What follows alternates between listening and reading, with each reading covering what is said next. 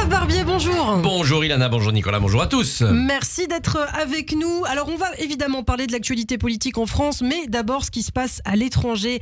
On n'avait pas pu passer à côté de ce qui se passe en Syrie, Alep, qui désormais appartient aux rebelles et aux djihadistes syriens qui ont lancé une vaste offensive la semaine dernière contre le régime de Bachar el-Assad. Alors est-ce que ça va changer quelque chose au Moyen-Orient, cette prise d'Alep? Ah oui, ça complique l'échiquier du Moyen-Orient. On l'a vu en entendant tout à l'heure nos intervenants, notamment Claude Moniquet, c'est très compliqué. Des islamistes peuvent en cacher d'autres. C'est pas le retour de Daesh, c'est plus compliqué, c'est plutôt la résurrection d'Al-Qaïda ou d'une branche d'Al-Qaïda. Ça bouge beaucoup de choses. On a entendu tout à l'heure, et c'est sans doute le plus important, notamment pour Israël, ça va bouger l'implication de l'Iran, qui ne peut pas laisser faire sans réagir. Et évidemment, au bout du bras armé de l'Iran, on trouve le Hezbollah. Le Hezbollah qui faisait semblant de parader triomphalement lors de l'annonce du cessez-le-feu au Liban. Le Hezbollah va avoir aussi à gérer en partie ce qui se passe en Syrie. Mais je voudrais qu'on réfléchisse aussi à des pays qui sont plus lointains et qu'on va quand même retrouver aussi dans ce bal diplomatique et militaire. La Russie. La Russie a été très importante dans le sauvetage de la Syrie de l'Assad face à Daesh. Que va faire la Russie? Que peut faire la Russie aujourd'hui alors qu'elle est quand même engluée depuis 2 ans dans un autre front en Ukraine? La Turquie. La Turquie a toujours profité des malheurs de la Syrie, comme des malheurs de l'Irak, pour étendre son influence, pour régler ses comptes personnels, notamment contre les Kurdes, et pour peser encore un peu plus dans la région. Que va-t-elle faire face à cette nouvelle situation, sachant que la Turquie, avec Erdogan, a aussi changé de ton depuis le 7 octobre 2023, en durcissant beaucoup sa relation avec Israël, tout en laissant les portes ouvertes. La Turquie, pays toujours compliqué, l'est encore plus. Et puis 2 autres pays quand même, Trump arrive, que va-t-il faire? Il devait faire la paix en Ukraine en 24 heures. Que va-t-il faire avec la Syrie? Relancer la guerre, laisser se débrouiller? Trump va devoir s'en occuper. Et puis enfin, Emmanuel Macron, qui aujourd'hui ne va pas s'occuper de la motion de censure, transition facile, mais qui est en Arabie Saoudite. Il va aller en Arabie Saoudite discuter avec Ben Salman, du Liban bien sûr, mais évidemment ils vont parler de la Syrie, de ce qui peut se faire. Verra-t-on une nouvelle coalition internationale se former? Eh bien, réponse dans les semaines qui viennent. Alors, vous parliez de motion de censure. Justement, on revient à l'actualité en France. La censure du gouvernement de Michel Barnier qui apparaît inéluctable en ce début de semaine à la veille d'un possible 49.3 sur le budget de la Sécu à l'Assemblée nationale. La tension entre Matignon et le Rassemblement national est encore montée d'un cran hier. Christophe, alors que va-t-il se passer cet après-midi à l'Assemblée? En politique, l'inéluctable, c'est justement ce qu'on essaye à chaque fois d'arrêter. Alors, à l'Assemblée cet après-midi, il peut se passer 3 scénarios. Michel Barnier arrive et dit voilà, mon budget de la sécurité sociale, n'ayant pas de majorité, je l'impose par 49.3. C'est-à-dire, je déclenche la responsabilité du gouvernement. Soit le budget est adopté, on ne le vote même pas, il est considéré comme adopté, 49.3. Soit il y a de motion de censure. Il y aura 2 motions de censure. Une déposée par le Front Populaire, une par le RN. C'est celle du Front Populaire qui sera sans doute examinée le plus rapidement possible, c'est-à-dire au bout de 48 heures, parce que c'est le groupe le plus nombreux. Donc on se retrouve, allez, imaginons que Barnier parle à 16h cet après-midi, on se retrouve mercredi à 16h, ou un peu plus tard, ça dépend le temps de délai de dépôt de la motion de censure, et on la vote. Et là, il y a toutes les chances que la motion de censure NFP fasse le plein des votes NFP, 192, et le plein des votes RN, au moins 125. Et ça y est, le gouvernement tombe. Ça, c'est le scénario dont on nous rebat les oreilles depuis quelque temps. Mais Michel Barnier a 2 autres solutions cet après-midi. D'abord, il a la solution de laisser voter ou de provoquer lui-même par sa majorité ce qu'on appelle une motion de rejet. C'est-à-dire, on ne débat pas du tout du texte. On considère qu'il est rejeté d'emblée, même sans voter. Que se passe-t-il alors? Eh bien, le texte tel qu'il était issu de la commission mixte paritaire, le fruit de la première lecture, s'évapore. On commence une 2e lecture. C'est-à-dire qu'on ça leur fait gagner du temps. Eh oui, ça gagne du temps. On débat à l'Assemblée, on va débattre au Sénat, on va refaire tout le parcours. Oui, sauf que le temps, on n'en a pas. Parce qu'à partir du 5 septembre, c'est-à-dire jeudi... 5 décembre, c'est-à-dire jeudi, le gouvernement peut adopter des ordonnances qui appliquent ce budget de la sécurité sociale qui ne sera toujours pas voté. À charge pour le Parlement de le voter plus tard. Quand ?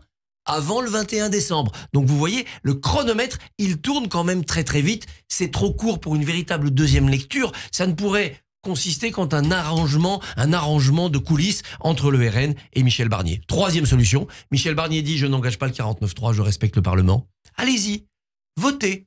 Et là, le Parlement vote, il va rejeter ce budget et on va réenclencher là aussi une 2e lecture avec cet aspect « Nous gagnons du temps pour négocier » et puis cet aspect tic-tac, tic-tac, le compte à rebours continue. Alors, à l'Assemblée nationale, le vote d'une motion de censure, il faut le rappeler pour les auditeurs qui nous écoutent, entraîne la démission du gouvernement, n'est-ce pas Christophe? C'est quand même rarissime. Oui, que faisiez-vous le 5 octobre 1962 à 4h45 du matin, Nicolas? Où étiez-vous? Moi, j'étais pas né. Eh bien, voilà. Eh bien, à l'Assemblée, à l'aube de ce 5 octobre 62, 280 députés ont voté la censure. Il en fallait à l'époque 241 pour faire tomber le gouvernement. Le gouvernement de Georges Pompidou tombe. Censure parce que De Gaulle venait d'annoncer que le président de la République serait élu au suffrage universel. Il organisait un référendum et les parlementaires ne voulaient pas d'un président élu au suffrage universel direct. Qui prend la tête des anti? Tenez-vous bien, Paul Reynaud. Le dernier président du Conseil de la Troisième République, celui qui a passé la main à Pétain en démissionnant en juin 40. Vous voyez le symbole? Eh bien, Georges Pompidou va être renommé par De Gaulle. De Gaulle dissout l'Assemblée. C'est un raz-de-marée gaulliste. Paul Reynaud perd sa circonscription et sort de la vie politique. Ça a été ça, la seule et unique censure de l'histoire de la Ve République. Avec l'affaire Barnier, va-t-on revivre de tels moments historiques? J'en doute un peu. Alors, si la censure est votée, en tout cas, c'est la fin du budget et celle du gouvernement, Christophe. Alors, celle du gouvernement, oui. Sauf que Barnier va rester pour gérer les affaires courantes. Et on a vu entre juillet et septembre dernier que ça pouvait durer longtemps, les affaires courantes. La fin du budget, pas vraiment. Parce que on peut voter une loi spéciale qui permet d'appliquer le budget 2024 en attendant qu'on débatte en février, en mars, en avril 2025, d'un nouveau budget 2025. Il y aura donc un budget pour la France. On va pas être à l'aveugle. Mais ça sera un budget de 2024 reconduit. C'est pas bon signe. Ça va nous valoir beaucoup d'ennuis.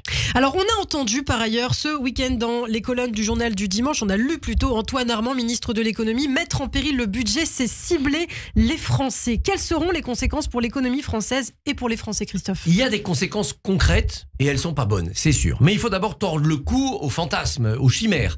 Non, il n'y aura pas de shutdown à l'américaine avec un État qui peut plus faire un seul chèque. Non, les fonctionnaires ne cesseront pas d'être payés. Non, vos retraites ne vont pas... Ce sera pas le chaos. Ça ne sera pas le chaos. En revanche, ça a un certain nombre de conséquences. Par exemple, vous n'étiez pas imposable à l'impôt sur le revenu, c'est le cas de Nicolas Rafal qui nous a décrit son état de pauvreté dans sa chronique, mais il était juste en dessous du seuil. Avec l'inflation, mécaniquement, ses revenus ont dû augmenter. Il devient imposable. Alors dans le budget 2025, on devait corriger le seuil pour être imposé, pour que les gens ne soient pas victimes d'une imposition uniquement à cause de l'inflation. Oui, mais s'il n'y a pas de budget 2025, on ne peut pas le faire. C'est les critères de 2024 qui s'appliquent. Nicolas Rafal va payer un impôt sur le revenu. Ils sont 380 000 Nicolas Rafal dans le même cas, nous dit le ministère de l'économie. Il y a d'autres conséquences aussi. Dans le budget 2025, on devait embaucher des policiers, des magistrats. On ne pourra pas le faire. La loi de programmation de l'armée devait s'appliquer dans une nouvelle tranche. Elle sera bloquée.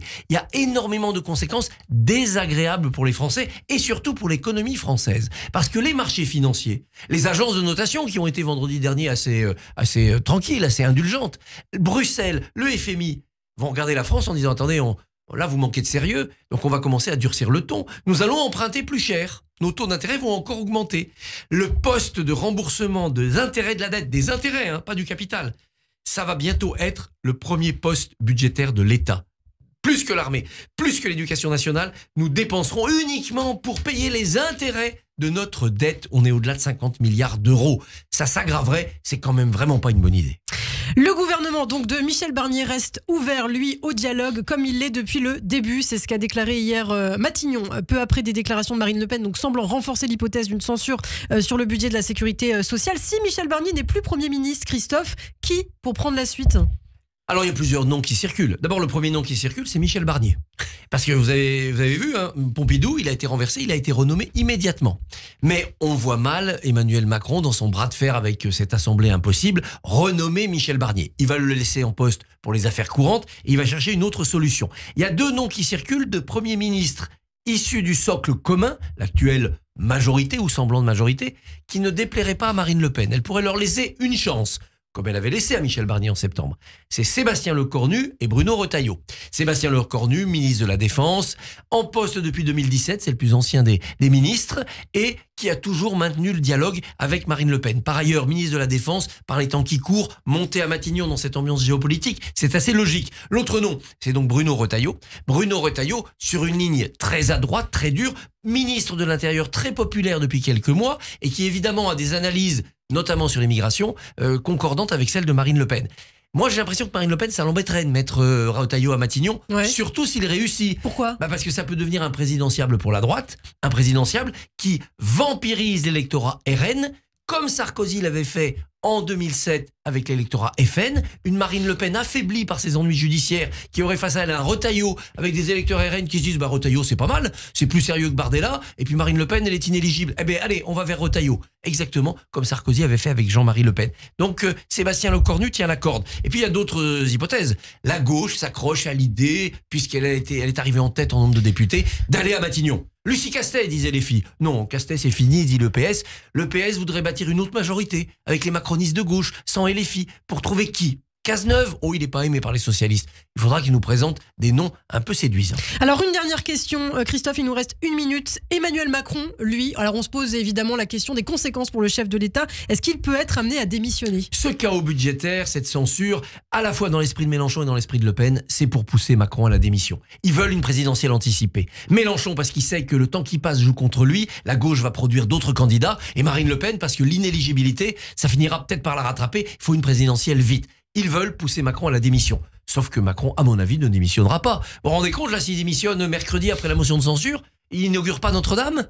Il arrête ses voyages internationaux, il termine son mandat de manière encore plus humiliante que François Hollande. Je ne crois pas à la démission d'Emmanuel Macron parce que c'est la pagaille au Parlement. Plus ils mettront la pagaille, plus ils diront aux Français « La stabilité, c'est moi, regroupez-vous autour de moi ». Ce qui peut faire démissionner Macron, comme toujours dans l'histoire, c'est le peuple, c'est-à-dire la rue.